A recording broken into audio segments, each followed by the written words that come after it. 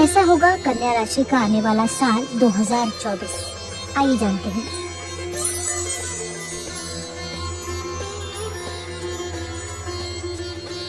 इस वर्ष कन्या राशि के जातकों के प्रेम संबंधों के लिए वर्ष की शुरुआत मध्यम रहेगी। आपको अपनी भावनाओं पर नियंत्रण रखना होगा और भावावेश में आकर कुछ भी ऐसा कहने से बचना होगा जो बुरा लग जाए। आपकी राशि में पूरे वर्ष केतु की उपस्थिति आपको अंतर्मुखी प्रवृत्ति भी प्रदान करेगी। इसका प्रभाव ये होगा कि आपके साथी को समझने में समस्या हो सकती है, इसीलिए अपने मन की बातों को खुलकर सामने रखें और अपनी भावनाओं का इजहार भी करें। हालांकि फरवरी और मार्च के महीने में आपके प्रेम संबंध के लिए बहुत अनुकूल साबित होंगे। इस वर्ष के उत्तरार्ध में आप प्रेम विवाह की ओर अग्रसर हो सकते हैं और विवाह करने के लिए हर संभव कोशिश करने के लिए तत्पर रहेंगे। वर्ष का मध्य प्रेम संबंधों के लिए औसत रहेगा, लेकिन वर्ष की अंतिम तिमाही आपके प्रेम संबंधों को एक नई दिशा प्रदान करेगी। विवाहित जातकों को मार्च से लेकर जून तक इस बात का ध्यान रखना होगा कि आप और आपके जीवन साथी के बीच विवाद न बढ़ने पाए, और यदि ऐसा होता है तो ये आपके विवाह को तोड़ भी सकता है और आपको कानूनी कार्रवाई से भी दो चार होना पड़ सकता है। इस समय के बाद धीरे धीरे परिस्थितियों में अच्छा बदलाव होने लगेगा। इसी बीच जुलाई और अगस्त में और उसके बाद नवंबर के महीने में आपके बीच अच्छे प्रेम के योग बनेंगे, जिससे आप एक दूसरे के निकट आएंगे।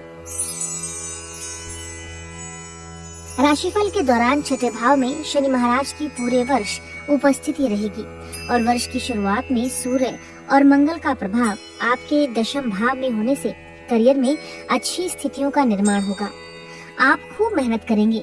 शनिदेव की कृपा से आपकी नौकरी पक्की बनी रहेगी, लेकिन मार्च से अप्रैल के बीच जब मंगल का गोचर आपके छठे भाव में शनि के साथ होगा तो वह समय आपकी नौकरी में समस्याएं उत्पन्न कर सकता है, इसलिए आपको सावधानी रखनी होगी। कन्या भविष्य फल के अनुसार अप्रैल से मई का समय अनुकूल रहेगा और आपको अपना काम और बेहतर से बनाने का मौका मिलेगा, लेकिन जून के महीने में एक बार फिर से सावधानी रखनी होगी। किसी से अपने मन की बात पूरी तरह से साझा न करें और अपनी कुछ बातों को छिपाएं। जुलाई अगस्त के बीच आपकी नौकरी में परिवर्तन के योग बन सकते हैं। अगस्त के बाद का समय आपके करियर के लिए बेहतर साबित हो सकता है। वर्ष की शुरुआत कन्या राशि के विद्यार्थियों के लिए अच्छी रहेगी। आप अपनी शिक्षा को लेकर बहुत ज्यादा संजीदा रहेंगे। आपकी एकाग्रता भी अच्छी रहेगी। फरवरी से मार्च का समय थोड़ा तनावपूर्ण हो सकता है, क्योंकि मंगल और शुक्र जैसे ग्रहों का प्रभाव आपके पंचम भाव में होगा, जो आपके मन को अलग दिशा में भटकाने का काम कर सकता है। लेकिन अप्रैल के बाद से स्थितियां सुधरने लगेंगी। अगस्त से अक्टूबर के बीच आप बहुत अच्छा प्रदर्शन कर पाएंगे। पूरे वर्ष शनिदेव आपके छठे भाव में विराजमान रहेंगे। इस वजह से आपको प्रतियोगिता परीक्षा में जबरदस्त सफलता के योग बन सकते हैं। आपकी मेहनत सफल होगी और आपका चयन किसी विशेष परीक्षा में किसी विशेष पद पर हो सकता है। ये वर्ष धन के दृष्टिकोण से मिले जुले परिणाम देने वाला वर्ष साबित होगा। आपको अपनी आर्थिक समस्याओं को दूर करने के लिए खुद ही प्रयास करने होंगे। ग्रहों की स्थितियां दर्शाती हैं कि वर्ष का पूर्वार्ध आपके लिए अधिक अनुकूल नहीं रहेगा। बृहस्पति के अष्टम भाव में उपस्थित होने और आपकी राशि में केतु का उपस्थित होना आर्थिक तौर पर अधिक अनुकूल नहीं कहा जा सकता है। इसके परिणाम स्वरूप आपको आर्थिक चुनौतियों का सामना करना पड़ेगा। कहीं पर भी धन का निवेश करने से पहले बहुत सोचना समझना होगा, नहीं तो आपको नुकसान उठाना पड़ सकता है। ऐसे में हमारी आपको यही सलाह है कि वर्ष के पूर्वार्ध में किसी तरह का बड़ा निवेश करने से बचें। हालांकि वर्ष का उत्तरार्ध अपेक्षाकृत अनुकूल रहेगा।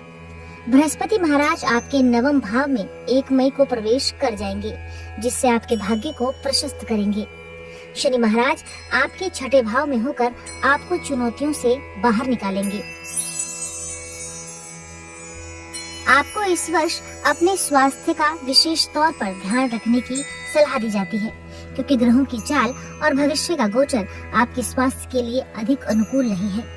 पूरे वर्ष राहु आपके सप्तम भाव में और केतु आपकी ही राशि में स्थित रहकर आपको समय समय पर मानसिक परेशानियों का सामना करने पर मजबूर कर सकता है। शनि आपके छठे भाव में है, जो वैसे तो आपकी रोग प्रतिरोधक क्षमता को बढ़ाएंगे, लेकिन बीच बीच में स्वास्थ्य समस्याओं को बढ़ा भी सकते हैं। देव गुरु बृहस्पति 1 मई तक आपके अष्टम भाव में रहेंगे। इस स्थिति में स्वास्थ्य के दृष्टिकोण से अनुकूल नहीं है, क्योंकि यहीं पर शनि की दृष्टि भी होगी और वर्ष की शुरुआत में मंगल महाराज की दृष्टि आपके सप्तम भाव पर होगी, जहां राहु महाराज विराजमान है। इसलिए वर्ष की शुरुआत में आपको गुप्त समस्याएं परेशान कर सकती हैं। इसके अतिरिक्त पैरों में दर्द, आंखों में जलन या नेत्र पीड़ा भी परेशानी का कारण बन सकती है। उधर रोगों के प्रति भी आपको सचेत रहना चाहिए। हालांकि वर्ष के उत्तरार्ध में स्वास्थ्य समस्याओं में कमी आएगी, लेकिन इस पूरे वर्ष आपको स्वास्थ्य को लेकर सतर्कता बरतनी चाहिए। ज्योतिष उपाय में कन्या राशि वालों को बुधवार के दिन शाम के समय में किसी मंदिर में काले तिल का दान करना चाहिए। आपको शनिवार के दिन पीपल के वृक्ष के नीचे सरसों के तेल का दीपक सायंकाल में जलाना चाहिए। इसके साथ प्रतिदिन श्री गणपति अथर्व शीर्ष का पाठ करना चाहिए और गणपति जी को दुर्वा अर्पित करनी चाहिए और साथ ही गुरुवार के दिन भूरी गाय को हल्दी लगी रोटी खिलानी चाहिए। इसी के साथ आपको नववर्ष 2024 की हार्दिक शुभकामनाएं।